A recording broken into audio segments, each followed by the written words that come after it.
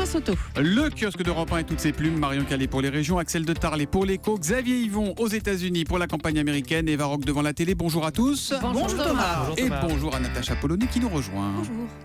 C'était la promesse de campagne. Les jeunes vivront mieux en 2017 qu'en 2012. Qu'en est-il vraiment ? Réponse en une d'aujourd'hui en France qui titre « Emploi, logement, éducation, Hollande et les jeunes, le vrai bilan ».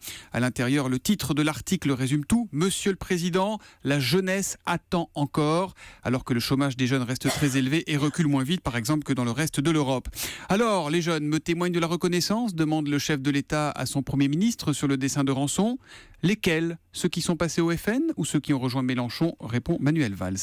Le Figaro s'intéresse aussi aux jeunes, mais pas pour les mêmes raisons. Mineurs, la contagion de la radicalisation islamiste. On retient un chiffre. Au 15 septembre, 1954 mineurs étaient signalés comme radicalisés en France. Le Figaro nous raconte que les djihadistes leur lavent le cerveau via Internet par une technique dite de saturation. Ils sont pilonnés d'une centaine de messages par jour. Quelle prière as-tu faite ce matin ? Qui as-tu rencontré ? As-tu serré la main à un homme aujourd'hui ? Comment es-tu habillé ? Etc. etc. Lavage de cerveau émaillé de discours enjôleurs exaltant le mythe d'un califat onirique digne d'un conte des mille et une nuits. Alors que la Croix s'interroge sur l'identité, vrai ou faux débat, Libération titre « Nous, Françaises et musulmanes » et donne la parole à ces femmes de tous âges et de toutes classes sociales. Elle raconte ce malaise qui nous touche toutes. Changement de région, mais la thématique reste un peu la même avec la une de Direct Matin, l'Amérique face au racisme. Marion Calais, 3-1 dans la presse quotidienne régionale. Dans Presse Océan, le geste de Tony Meillon, meurtrier de la jeune Laetitia à Pornic en 2011. Il a mis le feu à son matelas mercredi soir dans sa cellule pour protester contre le refus de l'administration de lui fournir gratuitement du tabac. Dans le Courrier de l'Ouest, le branle-bas de combat près de Saumur après la découverte de journaux en arabe et d'un drapeau de Daesh près d'une église. Police, gendarmerie, procureur, sous-préfet mobilisés pour rien, puisque les documents devaient servir à un exercice des écoles militaires de Saumur qui n'avaient pensé à prévenir personne. Vous avez pris du matériel de Daesh et donc tout le monde a cru qu'il y avait éventuellement une cellule. Enfin, Justin Bieber sur la glace, le chanteur a joué hier soir à Amiens après son concert à Paris. C'était pour un match improvisé et c'est à la une du Courrier Picard. L'histoire du jour, c'est la terreur. Il n'y a pas d'autre mot. Terreur qui règne autour d'un lycée de Seine-Saint-Denis. Et le récit fait par le Parisien ce matin sur la situation du lycée Sugère est glaçant. Ces derniers jours, les agressions se sont enchaînées. Hier, un assistant d'éducation menacé de mort par des élèves. Avant-hier, des élèves pris à partie aux abords de l'établissement. Mardi, des jeunes armés de battes de baseball qui se dirigent vers le lycée. Le proviseur obligé de fermer les portes et de faire sortir les élèves par l'arrière du bâtiment. Le jour même où les cours reprenaient, parce que dès le 5 septembre, à cause de violences similaires, un surveillant roué de coups, les profs se sont mis en grève. Situation très tendue, dit un enseignant, à laquelle s'ajoutent des querelles entre bandes de quartiers rivaux. On est là pas très loin de la cité des 4000 à la Courneuve. Les enseignants qui reprendront la grève mardi prochain viennent d'écrire au préfet, au rectorat et au ministère. Ils demandent des moyens supplémentaires pour faire face à cette violence quotidienne. Voilà un vrai sujet de campagne électorale, c'est autre chose que de s'écharper pendant 10 jours sur les Gaulois, les Gauls, les Ostrogoths et les Visigoths. Signalons aussi dans Nice Matin l'élan de solidarité pour Samy et sa famille. Vous nous en parliez hier un matin. Ils vivaient depuis 6 mois dans leur voiture. Ça s'est arrangé, c'est ça ? Oui, une association monégasque s'est emparée du dossier. La famille sera logée à l'hôtel jusqu'à ce qu'on lui trouve un toit. Ça, c'est ce qu'on appelle le deuxième effet Marion Calais. Axel de Tarlet, quelles sont les 50 personnalités qui ont le plus d'influence sur le monde en 2016 ?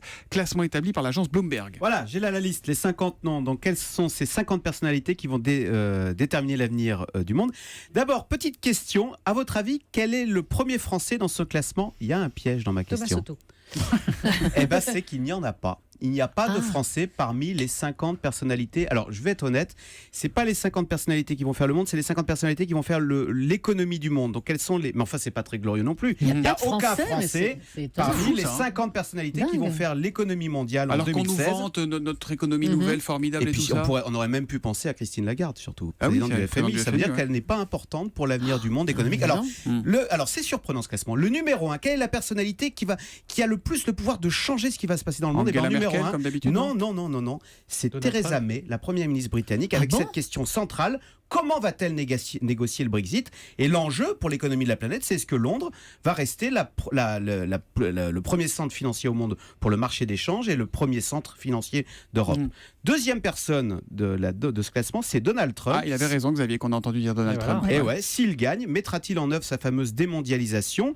L'enjeu, c'est tout simplement la fin du libre-échange, parce que je vous rappelle qu'il promet de mettre des barrières commerciales avec la Chine. Donc l'enjeu, c'est la fin du libre-échange qui est la clé de voûte de l'économie mondiale depuis des années et des années. On trouve aussi Xi Jinping, le président chinois. Est-ce que l'économie chinoise va-t-elle craquer? Vous savez que l'économie ralentit, qu'il y a beaucoup de dettes. On trouve Elon Musk. Est-ce que la Tesla va... oui. Ouais. Et l'enjeu, c'est est-ce que le pari de l'énergie propre va gagner? Margaret Vestager, vous savez, qui vient d'infliger 13 milliards d'amendes à Apple. Est-ce que les multinationales vont mettre fin à toutes ces magouilles fiscales? Donc, beaucoup de questions. Une certitude, ça ne se passera pas en France. Il y a Trump, mais il n'y a pas de Clinton, alors si Clinton. Si, elle est égalité. Elle est juste derrière numéro 3, comme anti-Trump. Voilà. D'accord. Et ça tombe bien parce qu'on va parler d'Hillary et de Donald à la une de la presse américaine avec notre correspondant à New York, Xavier Yvon, ce matin. Vous nous faites faire un petit saut dans l'avenir, dans le futur, avec le New York Times qui a imaginé, Xavier, les premiers pas d'Hillary Clinton, présidente, si c'est elle. Oui, alors c'est pas les 50 premiers jours, c'est carrément les 100 premiers jours de Madame la Présidente.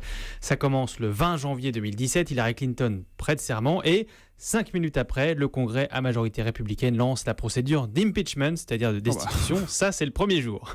Troisième jour, Katy Perry, la chanteuse qui s'est démenée pour la campagne d'Hillary Clinton, est nommée ministre des Transports. Quatrième jour, Donald Trump, lui, licencie sa femme et ses 2 fils et il engage l'ancien patron de Fox pour être son 3e fils qu'il nomme Donald Trump 3.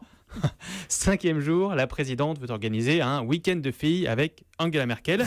6e jour, Bill Clinton demande ce qui a changé dans la recette des gaufres à la Maison Blanche depuis qu'il y était, parce que si, il le jure, ils ont changé quelque chose. 8e jour, échaudée par l'affaire de ses emails privés, la présidente change son mot de passe. Elle passe de 1, 2, 3, 4 à 1, 2, 3, 4, 5. 12e jour, là ça devient intéressant pour nous, Hillary Clinton amnistie Donald Trump pour tous ses impôts impayés. Pourquoi ? Et pourquoi ? Eh bien, pour remplir sa part du contrat. Et oui, ils avaient conclu un marché il y a 2 ans. Trump se présente contre elle pour qu'elle gagne et en échange, elle arrange ses affaires avec le fisc. Génial. Quand on voit dans le futur, on comprend mieux le présent et donc la campagne actuelle. Et puis en fait, tout ce dont on parle ici est un vaste complot depuis le début. On arrive au 26e jour, nouvel appel pour un week-end de filles avec Merkel, pas de réponse. Et puis dans les jours qui suivent, la Russie envahit les États-Unis, mais Clinton, commandante en chef, gagne la guerre. Elle érige aussi un grand mur à la frontière canadienne et fait payer la facture au Canada, ça nous rappelle quelqu'un. Et on arrive au 95e jour. Des images satellites révèlent un brunch entre Angela Merkel et la Britannique Theresa May. La présidente Clinton élève alors le niveau d'alerte de ses troupes. Tout ça est évidemment une fiction totale. C'est intéressant parce que le New York Times, c'est comme Le Monde chez nous. Voilà, exactement. Voilà, c'est un scénariste de série américaine qui a écrit ce papier. Ouais. On n'a pas les mêmes cultures dans la façon de traiter les campagnes électorales. Oui, moi, je me marre quand je fais une revue de presse. C'est pas... Et oui, merci. À la télé, ce soir, 22h25 sur Arte, Françoise Hardy, la discrète. Oui, et alors écoutez bien, Françoise Hardy dans les années 60 qui répond à une interview et Françoise Hardy en 2016 qui commente ces images, ça donne ça. Je ne sais pas chanter, j'ai toujours, je crois, la voix blanche. C'est-à-dire, je chante juste, relativement, mais enfin... Oui. Oui, mais ça n'a pas bougé, ça n'a pas changé. Chanter est quelque chose qui n'est pas naturel. Ce documentaire, vous allez le voir, est empli de l'élégance et de la grâce de Françoise Hardy. Alors, elle revient sur les grands moments de sa carrière, mais c'est toujours sous le prisme de la musique, même quand il s'agit d'évoquer les hommes qui ont marqué sa vie, et à commencer par Jacques Dutronc, évidemment. Il était exceptionnel, il est toujours, exceptionnel de charme, de séduction, de personnalité, d'originalité et puis de mystère. Il était extrêmement mystérieux, évidemment, puisqu'il n'était jamais là. Donc... Alors Jacques Dutronc, vous le verrez, lui égrène quelques vacheries, mais quand même des compliments. Mais il raconte notamment que ce surnom de la discrète lui avait été attribué par Jean Gabin. Alors tout le documentaire est comme ça, c'est discret et pudique à la fois. Moi, pendant longtemps, ma chanson préférée, ça a été Le Message personnel par Michel Berger. Et puis en 2004 est arrivée une autre chanson, la plus importante, dit-elle, pour elle, et écrite pour son fils Thomas, alors qu'elle était hospitalisée. Et c'est un petit bijou. Lâcher ta main. Sans pouvoir te dire à demain. C'est moi ou il y a une petite ressemblance avec Mylène Farmer là, non ? Non, c'est moi ? Non, c'est pas... Ouais, C'est moi, ok. Ouais, c'est un peu vous, ouais, quand Ouais, même. c'est moi, ok. C'était en 2004, ça s'appelle Tant de belles choses. Françoise Hardy, La Discrète, ce soir à 22h25 sur Arte. À lundi, les amis. À lundi.